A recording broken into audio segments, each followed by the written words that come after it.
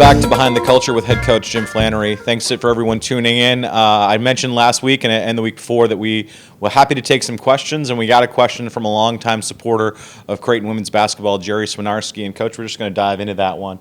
Jerry asked, with the seismic shift that you're going to have next season, what are you doing to prepare for the incoming class, and how will things change as we move into next year, which is a good thing to think about as we just finished senior day.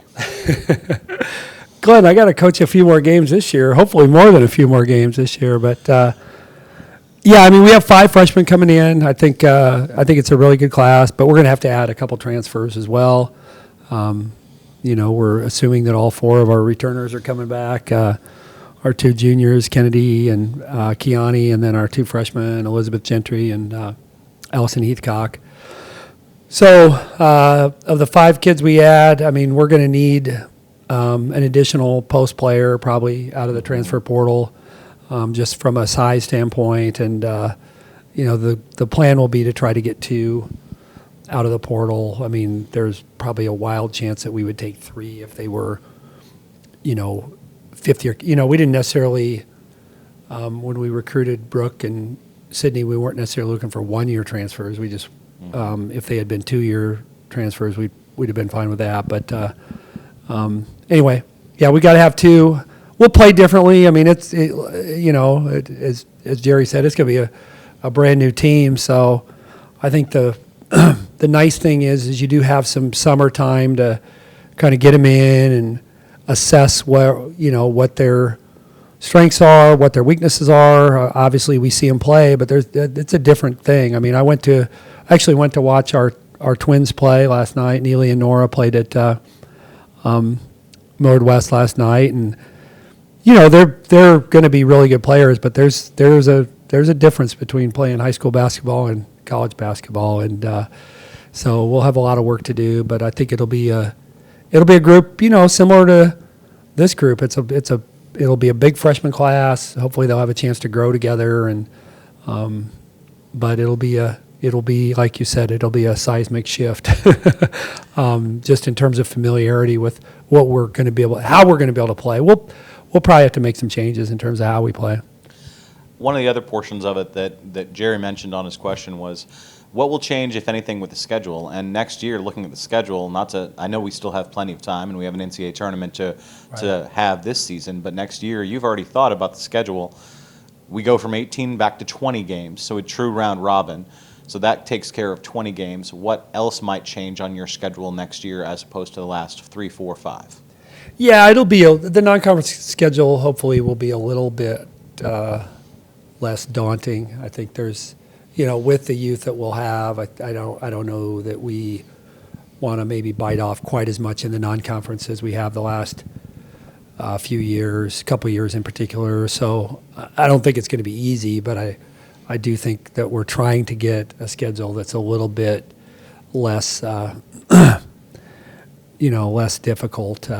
We still have some games to get. I mean, that's, the tough thing about is we're not really in a position to buy games because the guarantees that teams around us like Nebraska and Iowa State and Kansas offer are just so much greater than what we can offer. And, but then it's hard to get, regional schools to play you, some of them. I mean, we've been fortunate with Drake in Northern Iowa and South Dakota State, and we'll continue those next year.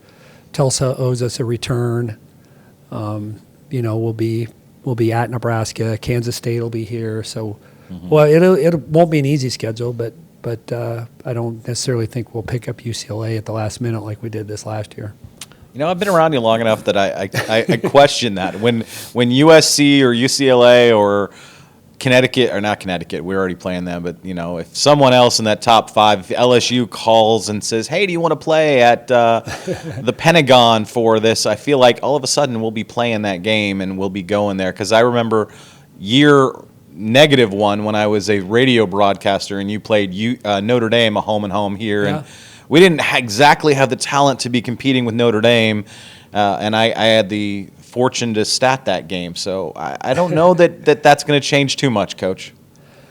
Well, if I can do anything about it, it will. But, I mean, I think we'll have a good team next year. But, but certainly youth will be in play, especially early in the year. To you want to make sure that it's a little bit more manageable with as many young kids as we'll be playing.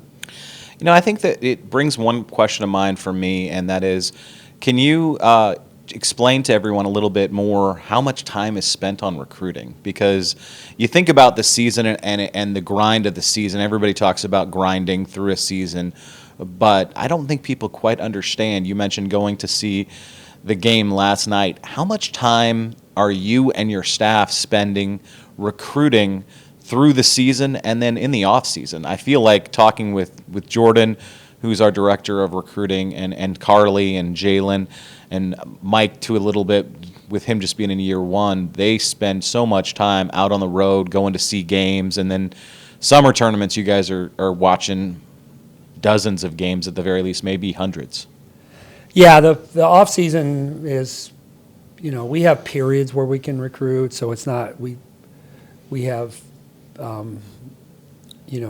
periods of time where we can be out. They're called live periods or evaluation periods. So they've got one in April, one in May, and then 3 really in July. So yeah, it's that part is. When you go, if we have a 4-day period in July, I mean, you're going to sit in the gym and watch, 30-some games potentially over those 4 games. Now, are you paying attention closely in all 30-some games? Maybe not. There might be 4 or 5 games a day that you really need to watch, and you're maybe watching, 3 or 4 or 5 others where, okay, there might be a kid that you have a shot at, or you're evaluating one kid versus, if it's a Minnesota team or an Iowa team or Nebraska, whatever, your eyes are, but you're recruiting across classes too. I mean, that's the thing, especially I think with females, because they develop sooner. You're trying to evaluate freshmen and sophomores and juniors, so it's not just you're looking at 1 or 2 classes, even occasionally, there might be an 8th grader playing up on a 9th grade team that you're like, wow, okay. But yeah, you sit in a gym a lot, but the other piece of that is just the communication with the coaches of, high school, both high school and club coaches of recruits, parents. Now that I'm older, like you said, Jordan is our recruiting coordinator. Instead of me talking to the prospective student, she'll just say, hey, why don't you call the parent, because the kid's not going to relate to you. Which I have to talk just enough to the kid, but there is a value in maybe somebody older talking to the parent, trying to, there's enough of a gap in terms of what I know about what their life looks like and what they know about what my life looks like. So yeah, you're trying to play all different angles in the recruiting process, but you have to evaluate, you have to connect and build relationships, and then you have to make decisions kind of on the fly sometimes. If player A tells you no, or you have to try to figure out, okay, what's their timeline? How many wing players do we want to offer? For us, a lot of times it'll be, hey, we're going to offer 4 kids, and it's the first 2 to commit in a class. We're not going to necessarily say, oh, it's yours until this month, and then we're going to offer this kid and it's hers until this month. We'll just put them in a pool, after the summer and say, hey, we like all 5 of you. We're going to, it's the first 2 to commit, or the first, 2 to commit out of 4. So you have to have those discussions too. You talked about relationships, and how does that factor into recruiting kids who are transferring? Because as an example, Lauren Jensen, we were one of her final schools before she picked Iowa to start, and then when things didn't go the way that she wanted them to, or she wasn't happy at Iowa, she came back to that same group and ended up choosing Creighton, in large part due to what you'd done on the first go-round trying to recruit her. But how does that change as you go into the transfer portal, either the relationship with the player, but also with AAU coaches, with high school coaches, et cetera? Yeah, I think there are coaches you trust maybe more than others, or who've been good to you in the past more than others, that you're going to rely on a little bit more. Not that you're not going to rely on other coaches, but sometimes it's harder. We're all human, and a club coach might have better relationships with certain universities because they've recruited more players off that team, and we might have better relationships with certain club coaches because we've recruited more players off that team. So I think you have to kind of throw that into the equation, because sometimes you're going to get maybe a little bit more help from a coach. Sometimes you're going to get a little bit less. So you got to say, okay, how much is that going to help us? How much is that going to hurt us? But the evaluation piece is key. And like you said, the building of a relationship changes. With Lauren, it was, one, we already had a pretty good relationship with her because we did recruit her pretty hard. But we also, Temi Sardo went to the same high school as Lauren, had a good, by all accounts, I think had a good experience here. So I think that was probably impactful in terms of her choosing us the second time around too, is okay, I have somebody. And we tell people, like, hey, if for instance, if Kiani played in the same club program as Lauren and Mal, but it's the same club program as Marissa and that played. And so if there's somebody that they know who went to Creighton, I think that's a valuable resource too. From the basketball circles, and the basketball world is getting smaller because social media. These guys know even across a little bit of a generational thing, they kind of know each other. But it is a little harder in the transfer era. I mean, the honest truth is, with both Brooke and Sydney, we didn't have a pre-existing relationship with either of them. I mean, Sydney, we had watched play in high school, but we didn't recruit her. Brooke, the same thing. So those are quick courtships, I guess. Last question I want to ask you about non-basketball, but a little bit more the emotional side of basketball. We just went through senior day here at victory over Georgetown, and does senior day stir emotions for you each and every time? And then secondly, how long do you spend thinking about what you're going to say? Because both of us being philosophy majors, sometimes you can get into paralysis by analysis, where you are thinking about, well, I've got to say this just right or change that. And then when you end up starting to talk and have public speaking, at least for me, most of that goes out the window and you're just sort of going off instinct, or at least I am. But how much time do you spend trying to prepare exactly what to say? And do the emotions stir for you in your 33rd time going through senior day at Creighton? Yeah, emotions you can't take them out of the equation, and that's one of the things you like about senior day. It's one of the things you kind of have a small sense of dread, because you just want the best for them on that day. You don't want them to be a shell of who they normally are, but there's a greater emotional component to senior day than pretty much any other game that they play, other than maybe an NCAA tournament game. But so in some sense, I'm glad that we had it earlier. I felt like that took a little bit out of it, since we still have a couple home games. I spend some time thinking about it, but then I'm like you, I'll be like, well, I like that, I don't like that. I'll for sure say these 2 or 3 things, but then I'll also say whatever comes to mind. I'm a little bit more of a flyby speaker. Kirsten, I laugh because when she would do her postseason banquet, she would agonize about and write everything out and, read it to Angie and read it to me. And I'd be like, and that's great. That's the way she's wired, and she wants to be perfect. I have some perfectionist tendencies, but not as many as she does. And so therefore, I think you want some bullet points. You want to make sure that you do them justice and that you honor them appropriately. But you're going to miss on some things. I mean, there's just, especially when you have 7 of them. And, I think that's the other tricky part, is the bigger the class, the harder it is to say, okay, this is I'm going to talk for 2 minutes about Morgan. I'm going to talk for 2 minutes about Molly. Like, nobody wants to hear, play and talk for 20 minutes after the game. How do you condense that?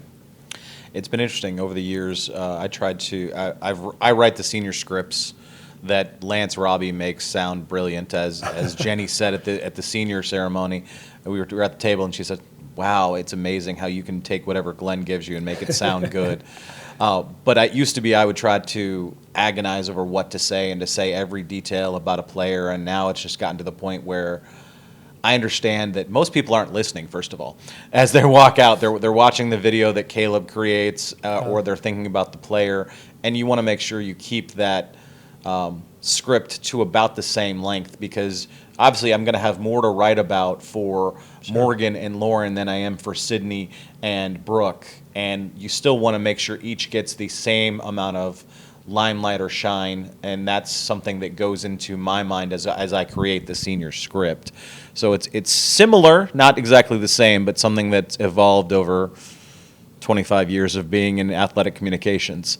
Let's move on to the couple of games coming up. Tonight we're playing St. John's. We're recording this a few days early because travel for myself, I get to also travel with baseball, so I'll be leaving in the morning. Tonight we play St. John's, and then you have DePaul coming up this weekend. As you prepare for each of these teams, what are your thoughts on first St. John's, and then let's talk about DePaul? Yeah, well, St. John's is probably, I'm sure they're disappointed with the conference season they've had. I mean, but boy, if you look at their scores and how competitive they are in a lot of the games, their record could easily be 3, 4, 5 games better than it is. So they were 10-1 in the non-conference. They're 4-10 in the league, but they've lost three 2-point games. Mm-hmm. They lost, a couple another game that they lost in overtime, another game they led by 9 in the fourth quarter. So I said to our staff, of those 5 games, if they win 3 of them, they're 7-7, 17-8, and so they play slow. That's going to be reflected in a lower scoring game. They have very good guards. They can turn you over with their defensive pressure. Lachey Dwyer, transfer from Miami, is maybe the quickest kid in the league. She's a high-octane defensive player. She's one of the most likely players in our league to get a steal. Bernia Mayo, their point guard, she also is toward the top of the league in steals. So they can turn you over with their pressure. They'll usually play small. They'll play a mostly 4-guard lineup. Occasionally they'll have 2 bigs on the floor, but that helps accentuate their pressure just because they're smaller. It also makes them a team that is hard for you to pressure them. So I always say when you play St. John's, you want to play from the lead because they can be really frustrating to play against when you're behind because they're so good at controlling pace. They have enough guard ball handling that you can't really speed the game up if they're ahead. So if you do fall behind, it can't be by 8 to 10 to 12 points because they can really make it difficult that way. So they're a dangerous team. DePaul, I think, has had a really good season. When you think about Doug Bruno, their longtime coach, being out with a medical condition, and Jill Pizzotti has stepped in, done a good job. I mean, Jory Allen is, she just plays her tail off. A 6-foot post player, but physical, plays really hard, and averages 19 points a game. She's a great rebounder. They've got a really good wing scorer, and another transfer at the 4 spot. So, they're 7-8 right now. They don't play, but they'll have had the week off. They don't have a midweek game, so we'll be getting them off of a week off. But they've been super competitive. I mean, they started a little bit slow. They played a really hard non-conference schedule, and like I said, we're battling. Is Doug going to coach us and that, and fitting some pieces together? But I think they've done a good job of being highly competitive. Before I let you get out of here, I am going to ask one question that I didn't prepare you for, and it goes back to Mount Rushmore type thing. Ooh. This one's going to be, we're not going to put you on the spot about Creighton players, but can you name the 4 or 5 best players that you've faced in the Valley days? We will get to the Big East, pre-Connecticut, and Big East with Connecticut at another time. But let's go back into your 4 or 5 best players that you faced in the Valley days. Okay. Well, I think Christy Cerrone, Illinois State, point guard, really good player, just tough kid. Played on the really good teams that they had. A 4-year starter. Jackie Kalin, point guard, Northern Iowa. I think she was a 5-year kid too. Yep. Just on some really good Northern Iowa teams. Just a tough kid. Made her teammates better. Good leader. Alex Harden, kid from Wichita State who played in the WNBA. She played with the Mercury, I think, out in Phoenix. 5'11", wing player, ball handler, but a really good player there. Indiana State had a point guard, Melanie Baglin, 5'6". Everybody in the league knew she wanted to go left, and yet she still would go left, and and she played on a really good 3-point shooting team, and she was great at she wasn't a great shooter herself, but she was great at getting to the rim, and she was a really good passer, and those teams were really connected at Indiana State. So pretty much all guards I named, Glenn. Yeah, you did. That's the kind of guy I am, I guess. I just want to point out there's a couple of players that he did not mention, that being Linda and Jordan. All right, thanks, Coach, for joining us. This has been Behind the Culture with head coach Jim Flannery. Okay, thanks, Glenn.